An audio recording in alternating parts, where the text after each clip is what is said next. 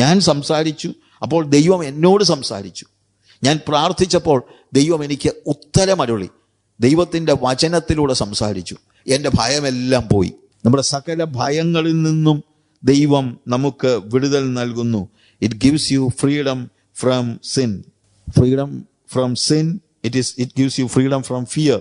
119 സങ്കീർത്തനത്തിൽ ഒരു വാക്യം കൂടെ നമുക്ക് വായിക്കാം. 28 വാക്യത്തിൽ നമ്മൾ കാണുന്നത്, എൻ്റെ പ്രാണൻ വിഷാദം കൊണ്ട് ഉരുകുന്നു, നിന്റെ വചനപ്രകാരം എന്നെ നിവർത്തണമേ. It gives you freedom from your sorrows. നിങ്ങളുടെ വിഷാദങ്ങളിൽ നിന്ന്, മറ്റേ ഭയത്തിൽ നിന്നാണെങ്കിൽ നമ്മുടെ വിഷാദങ്ങളിൽ നിന്ന് നിന്റെ വചനപ്രകാരം എന്നെ നിവർത്തണമേ. അപ്പോൾ വചനം എൻ്റെ ഭയത്തിൽ നിന്ന് വിടുതൽ നൽകുന്നത് പോലെ, സ്വാതന്ത്ര്യം നൽകുന്നത് പോലെ, എൻ്റെ വിഷാദങ്ങളിൽ നിന്ന് വിടുതൽ നൽകുന്നു എന്നുള്ളതാണ് നമ്മൾ കാണുന്നതായ ഒരു കാര്യം. വിഷാദങ്ങളിൽ നിന്ന്. അതിൻ്റെ 50 വാക്യം വായിക്കുമ്പോൾ, നിന്റെ വചനം എന്നെ ജീവിപ്പിച്ചിരിക്കുന്നത് എൻ്റെ കഷ്ടതയിൽ എനിക്ക് ആശ്വാസമാകുന്നു. നിന്റെ വചനം എന്നെ ജീവിപ്പിച്ചിരിക്കുന്നു. ഈ 119 സങ്കീർത്തനം മുഴുവൻ വചനം നമ്മുടെ ജീവിതത്തിൽ എങ്ങനെ പ്രവർത്തിക്കുന്നു എന്നതിനെക്കുറിച്ചുള്ള ഒരു വലിയ കാര്യമാണ് നമുക്ക് മനസ്സിലാക്കാൻ കഴിയുന്നത്. പിന്നെ it gives you freedom from confusion. എങ്ങനെ മുന്നോട്ട് പോകുമെന്ന് അറിയാൻ വയ്യാതെ കൺഫ്യൂസ്ഡ് ആയിരിക്കുന്നതായ സ്റ്റേജ്. നമ്മൾ വഴിയെക്കുറിച്ച് കേട്ട ഭാഗം തന്നെയാണ് 86 സങ്കീർത്തനം അതിൻ്റെ 11 വാക്യം നമ്മൾ വായിക്കുമ്പോൾ, യഹോവേ നിന്റെ വഴി എനിക്ക് കാണിച്ചു തരണമേ, എന്നാൽ ഞാൻ നിന്റെ സത്യത്തിൽ നടക്കും, നിന്റെ നാമത്തെ ഭയപ്പെടുവാൻ എൻ്റെ ഹൃദയത്തെ ഏകാഗ്രമാക്കണമേ. നിന്റെ വഴി എനിക്ക് കാണിച്ചു തരണമേ. അതായത് കർത്താവിനോട് പറയുക, കർത്താവേ ഞാൻ വഴി മുട്ടി നിൽക്കുകയാണ്, എനിക്കറിയില്ല എങ്ങോട്ട് പോകണമെന്ന്. അങ്ങനെയുള്ള സന്ദർഭങ്ങൾ നമ്മുടെ ജീവിതത്തിൽ പലപ്പോഴും ഉണ്ടാകും. നെക്സ്റ്റ് സ്റ്റെപ്പ് എന്താണെന്നുള്ളത് എനിക്ക് അറിയാൻ വയ്യാത്തതായ എന്തുവാ നമ്മൾ തന്നെ ചിലപ്പോൾ ചോദിക്കുമല്ലോ, എന്നാ ചെയ്യണ്ടേ, എനിക്ക് ഒരു പിടിയുമില്ല. ഒരു പിടിയില്ലെങ്കിൽ എന്താ ചെയ്യേണ്ടത്? അവിടെ പറയാണ്, നിന്റെ വഴി എന്നെ കാണിച്ചു തരണം, എന്നാൽ ഞാൻ നിന്റെ സത്യത്തിൽ നടക്കും, നിന്റെ നാമത്തെ ഭയപ്പെടുവാൻ എൻ്റെ ഹൃദയത്തെ ഏകാഗ്രമാക്കണമേ. നിന്റെ വഴി എനിക്ക് കാണിച്ചു തരണമേ. അത് ഇതിലേ കാണിച്ചു തരുന്നത് വചനത്തിലാണ്, സത്യത്തിലാണ്. വചനമാണ് സത്യം. ഈ വചനത്തിൽ നടന്നാൽ അവൻ നമുക്ക് കൺഫ്യൂഷൻ ഇല്ലാതെ വഴി കാണിച്ചു തരുന്നവനായ ഒരു ദൈവം. It gives you freedom from your confusion. ഇപ്പോഴത്തെ പ്രത്യേകത, എനിക്ക് വഴി അറിയാം. കാരണം ഞാൻ ലോൺലിനെസ്, അല്ലെങ്കിൽ അത് അടുത്ത ഒരിതാണ്. വഴി എനിക്ക് ഇപ്പോൾ വചനത്തിലൂടെ അറിയാവുന്നത് കൊണ്ട് ആ വഴിയെ ഞാൻ നടക്കുകയാണ്. അതിൽ നിന്ന്, അതായത് എൻ്റെ കൺഫ്യൂഷനിൽ നിന്ന് എനിക്ക് സ്വാതന്ത്ര്യം ലഭിച്ചിരിക്കുന്നു. It gives you freedom from your self, നമ്മുടെ സ്വയത്തിൽ നിന്ന് അഥവാ ജഡത്തിൽ നിന്ന്. 2, ഫ്രീഡം ഫ്രം യുവർ സിൻ, നിന്റെ പാപത്തിൽ നിന്ന്. ഫ്രീഡം ഫ്രം യുവർ ഫിയർ, ഭയത്തിൽ നിന്ന് വിടുതൽ നൽകുന്നു. ഫ്രീഡം ഫ്രം സോറോസ്, നമ്മുടെ ദുഃഖങ്ങളിൽ നിന്ന് ദൈവം നമുക്ക് സ്വാതന്ത്ര്യം തരുന്നു. ഫ്രീഡം ഫ്രം കൺഫ്യൂഷൻ, വഴിമുട്ടി നിൽക്കുന്ന അവസ്ഥയിൽ അവിടെ നിന്ന് നമുക്ക് കൺഫ്യൂഷനിൽ നിന്ന് സ്വാതന്ത്ര്യം നൽകുന്നു. ഒന്നുകൂടെ ഞാൻ പറയാം, it gives you freedom from loneliness, ഏകാന്തതയിൽ നിന്ന് സ്വാതന്ത്ര്യം നൽകുന്നു. ഏകാന്തതയിൽ നിന്ന്. പുറപ്പാട് 33 13 മുതലുള്ള വാക്യങ്ങൾ വീണ്ടും ഞാൻ വായിക്കുന്നില്ല, നമ്മൾ വായിച്ചതാണ്. അവിടെ മോശയോട് കർത്താവ് പറയാണ്, നിനക്ക് ഞാൻ വഴി കാണിച്ചു തരാം, പക്ഷെ വഴി കാണിച്ചു തരിക മാത്രമല്ല, ഞാൻ നിന്നോടുകൂടെ പോരും, എൻ്റെ സാന്നിധ്യം നിന്നോടുകൂടെ പോരും. അപ്പോൾ ഉണ്ടാകുന്ന പ്രശ്നം, പിന്നെ എനിക്ക് ലോൺലിനെസ് ഇല്ല, ഈ വഴിയെ ഞാൻ എങ്ങനെ തന്നെ നടക്കും. നമ്മൾ തന്നെയല്ല, വി ആർ വിത്ത് ജീസസ്. എപ്പോഴും ആ ലോൺലിനെസ്സിൽ നിന്ന് വലിയ ഒരു സ്വാതന്ത്ര്യം കർത്താവ് നമുക്ക് നൽകുന്നു.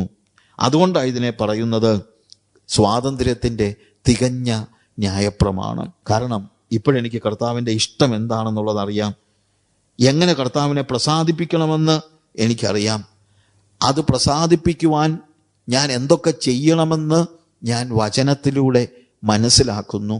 കാരണം വചനത്തിൽ അവൻ്റെ ഇഷ്ടം അവൻ രേഖപ്പെടുത്തിയിരിക്കുന്നു. അവൻ്റെ ഇഷ്ടം അറിഞ്ഞ്, അവൻ്റെ വചനത്തിലൂടെ അവൻ്റെ ഇഷ്ടമറിഞ്ഞ് ഞാൻ നടക്കുന്നു. ഓരോ നിമിഷങ്ങളിലും അവൻ്റെ സാന്നിധ്യം ഞാൻ അനുഭവിച്ചറിയുന്നു. ഞാൻ ഒറ്റയ്ക്കല്ല, ഞാൻ കഷ്ടപ്പെട്ട് നടക്കുകയല്ല, എൻ്റെ കൈപിടിച്ച് നടത്തുവാൻ കർത്താവുണ്ട്. ഇതാണ് എൻ്റെ ജന്മസാഫല്യം എന്നൊക്കെ നമ്മൾ പറയുമല്ലോ. ജന്മസാഫല്യം എന്ന് പറയുന്നത് ഇതാണ്. യഥാർത്ഥത്തിലുള്ള ജന്മസാഫല്യം കർത്താവിൻ്റെ ഇഷ്ടം അറിഞ്ഞ് ആ പ്രവൃത്തി ചെയ്ത്, അത് വേണം കേട്ടോ. പ്രവൃത്തി യാക്കോബിന്റെ ലേഖനത്തിൽ നമ്മൾ വായിച്ചതാണല്ലോ. അവിടെ നമ്മൾ കാണുന്നത് 1 മുതൽ, ആകയാൽ 21 മുതലുള്ള വാക്യങ്ങൾ നമ്മൾ പിന്നെ വായിക്കുകയാണ്. ആകയാൽ എല്ലാ അഴുക്കും ദുഷ്ടതയുടെ ആധിക്യവും വിട്ട് നിങ്ങളുടെ ആത്മാക്കളെ രക്ഷിപ്പാൻ ശക്തിയുള്ളതും ഉൾനട്ടതുമായ വചനം സൗമ്യതയോടെ കൈക്കൊള്ളുവിൻ. എങ്കിലും വചന കേൾക്കുക മാത്രം ചെയ്തുകൊണ്ട് തങ്ങളെ തന്നെ ചതിക്കാതെ അതിനെ ചെയ്യുന്നവരായി ഇരിപ്പിൻ. ഒരുത്തൻ വചനം കേൾക്കുന്നവനെങ്കിലും ചെയ്യാത്തവനായിരുന്നാൽ അവൻ്റെ തൻ്റെ സ്വാഭാവിക മുഖം കണ്ണാടിയിൽ നോക്കുന്ന മനുഷ്യനോട് ഒക്കുന്നു. അവൻ തന്നെത്താൻ കണ്ട് പുറപ്പെട്ട് താൻ ഇന്ന രൂപമായിരുന്നു ഉടനെ മറന്നു പോകുന്നു. അടുത്ത വാക്യം 25. സ്വാതന്ത്ര്യത്തിൻ്റെ തികഞ്ഞ ന്യായപ്രമാണം ഉറ്റുനോക്കി അതിൽ നിലനിൽക്കുന്നവനോ കേട്ടുമടക്കുന്നവനല്ല, പ്രവൃത്തി ചെയ്യുന്നവനായി താൻ ചെയ്യുന്നതിലൊക്കെയും ഭാഗ്യവാനാകും. അപ്പോൾ വചനാധിഷ്ഠിതമായ അവൻ പ്രവൃത്തി ചെയ്യുന്നവനായി. അപ്പോൾ വചനം വായിച്ച് ആ വചനത്തിലൂടെയാണ് അവൻ്റെ പ്രവൃത്തി മുഴുവൻ. അവനെ നിയന്ത്രിക്കുന്നത് വചനമാണ്. അങ്ങനെ ചെയ്യുന്നവൻ, ആ ന്യായപ്രമാണം ഉറ്റുനോക്കി അതിൽ നിലനിൽക്കുന്നവൻ, അത് പ്രവർത്തിക്കുന്നവൻ, അവൻ കേട്ടുമടക്കുന്നവനല്ല, പ്രവൃത്തി ചെയ്യുന്നവനായി താൻ ചെയ്യുന്നതിലൊക്കെയും ഭാഗ്യവാനാകും. എന്താണ് ഭാഗ്യം? വചനം അനുസരിച്ച് ജീവിക്കാൻ നമുക്ക് കഴിയുന്നതാണ് ഭാഗ്യം. അതനുസരിക്കുന്നവർക്കേ അതിൻ്റെ സുഖം മനസ്സിലാകത്തുള്ളൂ. എന്തൊരു സന്തോഷമായിരിക്കും. കർത്താവിൻ്റെ വചനത്തിലൂടെ കർത്താവിൻ്റെ ഇഷ്ടം അറിയുകയും ആ ഇഷ്ടം അനുസരിച്ചാണ് ഞാൻ ജീവിക്കുന്നതെങ്കിൽ ഭയങ്കര നമ്മുടെ ജീവിതത്തെ മാറ്റിമറിക്കുന്ന അവസ്ഥ നമുക്കുണ്ടാകും. നമുക്ക് ശരിക്കും അങ്ങനെ ഒരു ജീവിതമാണ് അത്യാവശ്യമായിരിക്കുന്നത്. നമ്മളെ മാറ്റിമറിക്കുന്ന ഒരു ജീവിതാനുഭവം. അതെങ്ങനെയാണ്? കേട്ടുമടക്കുന്നവനല്ല, പ്രവൃത്തി ചെയ്യുന്നവനായി താൻ ചെയ്യുന്നതിലൊക്കെയും ഭാഗ്യവാനാകും. ഒരു ബ്ലെസ്സഡ് ലൈഫാണ്. ആ സ്വാതന്ത്ര്യത്തിൻ്റെ തികഞ്ഞ ന്യായപ്രമാണത്തിൽ ഉറ്റുനോക്കി. അതിൻ്റെ അർത്ഥം എന്നാ? എപ്പോഴും ഈ വചനത്തിൽ ഉറ്റുനോക്കിയാണ് ഞാൻ ജീവിക്കുന്നത് തന്നെ. നമ്മൾ ജീവിക്കുന്നത് അങ്ങനെയാ. വചനം, അതുപോലെ വചനം എൻ്റെ ജീവിതത്തിൻ്റെ ഭാഗമാവുകയാണ്. കാരണം എനിക്കറിയാം കർത്താവിൻ്റെ ഇഷ്ടം അടിസ്ഥാനപരമായി രേഖപ്പെടുത്തിയിരിക്കുന്നത് ദൈവത്തിൻ്റെ വചനത്തിലാണ്. അതുകൊണ്ട് ആ വചനത്തിൽ ഞാൻ നിലനിന്ന് ഉറ്റുനോക്കി അതിൽ നിലനിൽക്കുന്നവൻ പ്രവൃത്തി ചെയ്യുന്നവനായി താൻ ചെയ്യുന്നതിലൊക്കെയും ഭാഗ്യവാനാകും. ഒരു ബ്ലെസ്സഡ് ലൈഫാണ്. അത് ആസ്വദിക്കുന്നതായ ഒരു അനുഭവമാണ്. ആസ്വദിക്കുന്ന ഒരു അനുഭവം. കർത്താവിൻ്റെ ഇഷ്ടം അറിയുന്നു, കർത്താവിൻ്റെ ഇഷ്ടം ചെയ്യുന്നു, അനുഗ്രഹീതമായ അവസ്ഥയിലേക്ക് വരുന്ന ഒരനുഭവം. അനുഗ്രഹീതമായ ഒരു അവസ്ഥയിലേക്ക് നമ്മൾ വരുന്നു. അതാണ് നമുക്ക് ആവശ്യമായിരിക്കുന്നത്. എഫെസ്യ ലേഖനത്തിൽ നമ്മൾ തുടങ്ങിയ ഭാഗത്ത് നമ്മൾ കാണുന്നതായ കാര്യം 1-ാം അധ്യായത്തിൽ 16 മുതലുള്ള വാക്യങ്ങളിൽ നിങ്ങൾക്ക് വേണ്ടി ഇടപെടാതെ സ്തോത്രം ചെയ്ത് എൻ്റെ പ്രാർത്ഥനയിൽ നിങ്ങളെ ഓർത്തുകൊണ്ട് നമ്മുടെ കർത്താവായ യേശു ക്രിസ്തുവിൻ്റെ ദൈവവും മഹത്വമുള്ള പിതാവുമായവൻ നിങ്ങൾക്ക് തന്നെക്കുറിച്ചുള്ള പരിജ്ഞാനത്തിൽ ജ്ഞാനത്തിൻ്റെയും വെളിപ്പാടിൻ്റെയും ആത്മാവിനെ തരേണ്ടതിനും നിങ്ങളുടെ ഹൃദയദൃഷ്ടി പ്രകാശിച്ചിട്ട് അവൻ്റെ വിളിയാലുള്ള ആശ ഇന്നതെന്നും വിശുദ്ധന്മാരിൽ അവൻ്റെ അവകാശത്തിൻ്റെ മഹിമാധനം ഇന്നതെന്നും അവൻ്റെ വല്ലഭത്വത്തിൻ വ്യാപാരത്താൽ വിശ്വസിക്കുന്ന നമുക്ക് വേണ്ടി വ്യാപരിക്കുന്ന അവൻ്റെ ശക്തിയുടെ അളവറ്റ വലിപ്പം ഇന്നതെന്നും നിങ്ങൾ അറിയേണ്ടതിനും പ്രാർത്ഥിക്കുന്നു. ഇത് നമ്മൾ ഇതുവരെ പറഞ്ഞ കാര്യങ്ങളിലൂടെ ഞാൻ പറഞ്ഞല്ലോ, ദൈവത്തിൻ്റെ ഇഷ്ടം നമ്മൾ എതിലെയാണ് അറിയുന്നത്? ദൈവത്തിൻ്റെ വചനത്തിലൂടെയാണ് അറിയുന്നത് എന്ന് നമ്മൾ പറഞ്ഞു. അപ്പോൾ പോൾ പറയാണ്, ആ വചനത്തിലൂടെ നിങ്ങൾ അത് അറിയേണ്ടതിന് വേണ്ടിയാണ് ഞാൻ പ്രാർത്ഥിക്കുന്നത്. നിങ്ങൾക്ക് വേണ്ടി ഇടപെടാതെ സ്തോത്രം ചെയ്തുകൊണ്ട് നിങ്ങളെ ഓർത്തുകൊണ്ട് പൗലോസ് പറയാ, എനിക്ക് എഫേസ്യയിലെ വിശ്വാസികളോട് പറയാണ്, എനിക്ക് നിങ്ങളെക്കുറിച്ചുള്ള പ്രാർത്ഥന എന്താണ്? ശരിക്കും വായിച്ചു കഴിഞ്ഞാൽ നിങ്ങൾ ദൈവത്തിൻ്റെ ഇഷ്ടം, നിങ്ങളെക്കുറിച്ചുള്ള ഇഷ്ടം എന്താണെന്ന് നിങ്ങളൊന്ന് അറിയണം. അതാ എൻ്റെ പ്രാർത്ഥന. അത് വചനത്തിലൂടെയാണെന്ന് നമ്മൾ കണ്ടു. അത് അറിഞ്ഞിട്ട് നിങ്ങളത് ചെയ്യണം. അറിഞ്ഞാൽ എഫേസ്യയിലുള്ളവർ ചെയ്യും. കാര്യം അവര് ഇഷ്ടം അറിയാൻ നോക്കിയിരിക്കുകയാണ്. അപ്പോൾ പോൾ പറയാണ്, എൻ്റെ പ്രാർത്ഥന എന്താണ്? നിങ്ങളെ ഓർത്തുകൊണ്ട് നമ്മുടെ കർത്താവായ യേശു ക്രിസ്തുവിൻ്റെ മഹത്വവും പിതാവുമായവൻ നിങ്ങൾക്ക് തന്നെക്കുറിച്ചുള്ള പരിജ്ഞാനത്തിൽ ജ്ഞാനത്തിൻ്റെയും വെളിപ്പാടിൻ്റെയും ആത്മാവിനെ തരേണ്ടതിനും പൗലോസ് പ്രാർത്ഥിക്കുക, കർത്താവേ അവർക്ക് ജ്ഞാനത്തിൻ്റെയും പരിജ്ഞാനത്തിൻ്റെയും വെളിപ്പാടിൻ്റെയും ആത്മാവിനെ കൊടുക്കണമേ. അവരുടെ ഹൃദയദൃഷ്ടി ഒന്ന് പ്രകാശിപ്പിക്കണമേ. നിന്റെ വിളിയാലുള്ള ആശ ഇന്നതെന്ന് അവരെ ഒന്ന് ഗ്രഹിപ്പിക്കണമേ. ആ ആശയ്ക്ക് വേണ്ടി ഉള്ള ശക്തി എന്താണ്, അതിൻ്റെ അളവറ്റ വലിപ്പം ഇന്നതെന്ന് ഗ്രഹിപ്പിക്കണമേ. നിങ്ങളിതൊന്ന് വായിച്ചു നോക്കുക, പിന്നീട് കുറച്ചുകൂടെ ഇരുത്തി ഒന്ന് വായിച്ചു നോക്കുക. അവിടെ ഓരോന്നും നമ്മൾ കാണുന്നുണ്ട്. അവിടെ പറയുന്ന ഓരോ കാര്യവും നമ്മൾ ആലോചിക്കുമ്പോൾ 17 മുതലുള്ള വാക്യങ്ങൾ വായിക്കുമ്പോൾ എന്ത് തരണമെന്ന് അവിടെ എഴുതിയിരിക്കുന്നത്? A spirit of wisdom and revelation in the knowledge of him.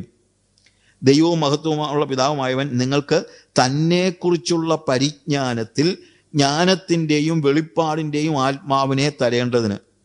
ഒന്ന്, തന്നെക്കുറിച്ചുള്ള പരിജ്ഞാനത്തിൽ എന്ത് തരണം? ജ്ഞാനത്തിൻ്റെ ആത്മാവിനെ തരണം, വെളിപ്പാടിൻ്റെ ആത്മാവിനെ തരണം. രണ്ട് കാര്യങ്ങൾ അവിടെ പ്രധാനമായിട്ട്. ജ്ഞാനത്തിൻ്റെയും വെളിപ്പാടിൻ്റെയും ആത്മാവിനെ നിങ്ങൾക്ക് തരേണ്ടതിന് ഞാൻ പ്രാർത്ഥിക്കുകയാണ്. ജ്ഞാനത്തിൻ്റെ ആത്മാവ്, ജ്ഞാനം വേണം. വിസ്ഡം, ബുദ്ധി എന്നുള്ള അർത്ഥത്തിലാണ് ഒരു പക്ഷേ അവിടെ ഉപയോഗിച്ചിരിക്കുന്ന. സോഫിയ എന്നുള്ള വാക്കാണ് ജ്ഞാനം, വിസ്ഡം. വെറും ബുദ്ധിപരമായ യുക്തി അല്ല ഇവിടുത്തെ പ്രധാനം. അവിടുത്തെ പ്രധാനം എന്ന് ചോദിച്ചു കഴിഞ്ഞാൽ ദൈവികമായ ഒരു ജ്ഞാനം നിങ്ങൾക്ക് കിട്ടണം. അത് നിങ്ങളുടെ ബുദ്ധിയിൽ കയറും. അതുകൊണ്ടാണ് ഞാൻ പറഞ്ഞത് നിങ്ങൾ ദൈവവചനം വായിക്കണം. വായിക്കുമ്പോൾ അത് നിങ്ങളുടെ തലയിലാണ് കയറുന്നത്, പക്ഷേ ധ്യാനിക്കുമ്പോൾ അത് നിങ്ങളുടെ ഉള്ളിലേക്ക് കയറുന്നു എന്ന് പറഞ്ഞത് നിങ്ങൾ മറന്നു പോകരുത്. അപ്പോൾ അവിടെ നമ്മൾ കാണുന്നത് പൗലോസ് പറയുക, ദൈവമേ നീ ഇവർക്ക് സോഫിയ കൊടുക്കണേ, ജ്ഞാനത്തിൻ്റെ ആത്മാവിനെ നീ കൊടുക്കണമേ, വെളിപ്പാട് കൊടുക്കണമേ, റെവലേഷൻ, അപ്പോക്കാലിപ്സിസ്. അത് നിങ്ങളുടെ സ്പിരിറ്റിലാണ് വർക്ക് ചെയ്യുന്നത്. മറ്റേത് നിങ്ങളുടെ സോളിലാണ്. ഏത്? നിങ്ങളുടെ മനസ്സിലാണ്. ഏത്? ജ്ഞാനത്തിൻ്റെ ആത്മാവ്, നിങ്ങളുടെ ജ്ഞാനത്തിൻ്റെ ആത്മാവ് നമ്മളുടെ ബുദ്ധി അല്ലെങ്കിൽ നമ്മുടെ ജ്ഞാനത്തെ, നമുക്കറിയാമല്ലോ ജ്ഞാനം. പക്ഷെ ജ്ഞാനം മാത്രമല്ല, വെളിപ്പാടും കൊടുക്കണമെന്നാണ് പറയുന്നത്. വേദപുസ്തകം വായിച്ചാൽ നമുക്ക് ജ്ഞാനമുണ്ടാകും. ജ്ഞാനമുണ്ടാകണം, അത് വേണം. പക്ഷേ അതിനപ്പുറത്ത് ഇത് വായിക്കുമ്പോൾ അതിലൂടെ ദൈവം ആഗ്രഹിക്കുന്ന കാര്യങ്ങളുടെ വെളിപ്പാട് ലഭിക്കണം. വെളിപ്പാട്, റെവലേഷൻ എന്ന് പറയുന്നത് ബുദ്ധിയിലല്ല. വെളിപ്പാട് നമുക്ക് കിട്ടുന്നത് നമ്മുടെ ആത്മാവിലാണ്. ജ്ഞാനവും വെളിപ്പാടും തമ്മിൽ ഞാൻ അതിനെക്കുറിച്ച് സെക്യുലറായിട്ട് തന്നെ പല കാര്യങ്ങൾ സംസാരിച്ചിട്ടുണ്ട് പലരോടും. ജ്ഞാനവും വെളിപ്പാടും തമ്മിലുള്ള ഒരു അടിസ്ഥാനപരമായ വ്യത്യാസം ഞാൻ പറയാം. ജ്ഞാനം എന്ന് പറയുന്നത് യുക്തി എന്ന് വേണമെങ്കിൽ പറഞ്ഞു, റീസണിങ്. അത് നമുക്ക് നിഗമനങ്ങളാണ് കൊണ്ട് തരുന്നത്. ജ്ഞാനം കൊണ്ട് നമുക്ക് കിട്ടുന്നത് നിഗമനങ്ങളാണ്. അതായത് അതങ്ങനെയാണെങ്കിൽ ഇതിങ്ങനെ ആയിരിക്കും എന്നൊക്കെ പറയുന്ന നിഗമനങ്ങൾ. അത് വേണം. വേദപുസ്തകം വായിക്കുമ്പോഴും നമുക്ക് ജ്ഞാനം വേണം, നിഗമനങ്ങൾ വേണം. പക്ഷേ അതായത് കൺക്ലൂഷൻസ് ആണ് ജ്ഞാനം നിങ്ങൾക്ക് നൽകുന്നത്. എന്നാൽ വെളിപ്പാട് നൽകുന്നത്, റെവലേഷൻ നൽകുന്നത് കൺക്ലൂഷൻ അല്ല, കൺവിക്ഷനാണ്, ബോധ്യങ്ങളാണ്. ബോധ്യം നമുക്ക് ലഭിക്കുന്നത് ആത്മാവിലാണ്. ബുദ്ധിപരമായി ആലോചിച്ച് കണ്ടെത്തുന്ന ഒരു കാര്യമല്ല. ഈ ലോകത്തിന്റെ ആധാരം ദൈവത്തിന്റെ വചനമാണ്. ഈ ലോകം ഉണ്ടായത് തന്നെ ദൈവത്തിന്റെ വചനത്താൽ ഉളവായി, എബ്രായലേഖനത്തിലെ വാക്യമാണ് എന്ന് നമ്മൾ വെളിപ്പാടിനാലാണ് അറിയുന്നത്. അല്ലാതെ അത് ബുദ്ധിപരമായി ആലോചിച്ച് കണ്ടെത്തിയ ഒരു നിഗമനമല്ല. നിഗമനത്തിനപ്പുറത്ത് അത് വെളിപ്പാടാണ്.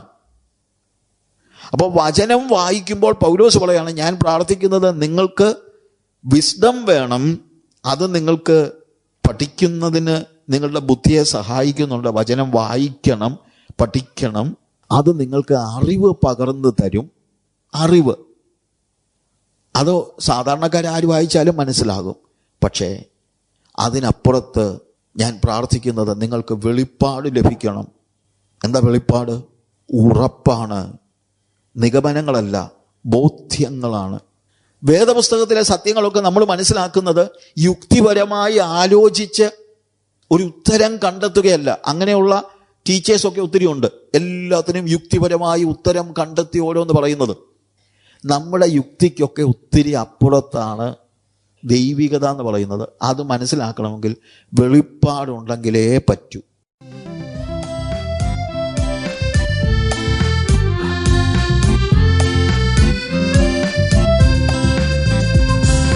പതറിടല്ലേ നീ എൻ മനമേ,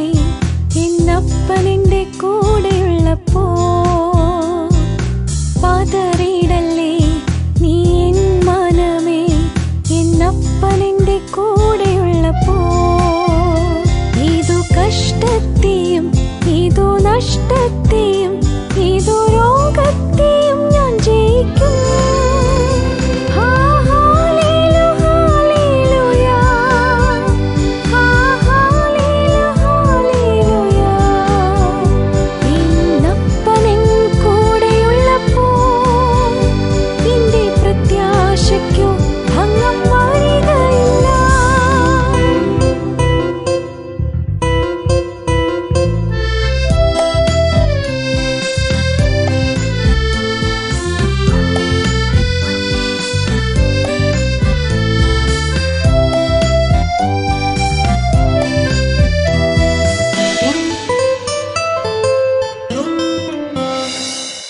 ഞാനൊന്നു കരഞ്ഞ എന്നപ്പന്റെ ഉള്ളം തകരും. കാതൻ പൊൻകരത്താൽ എൻ കണ്ണുനീർ നീക്കും. വിലാപമെല്ലാം നൃത്തമാക്കും.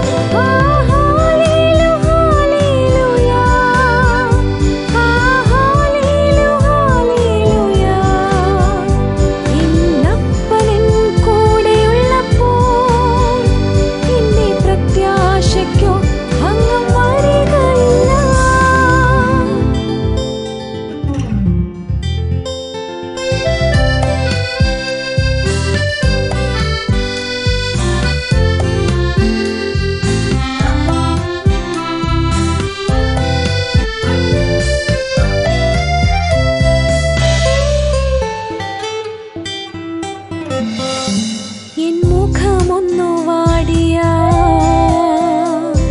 എന്നപ്പന്റെ ഉള്ളം കലങ്ങും. താതൻ തേജസ്സിനാ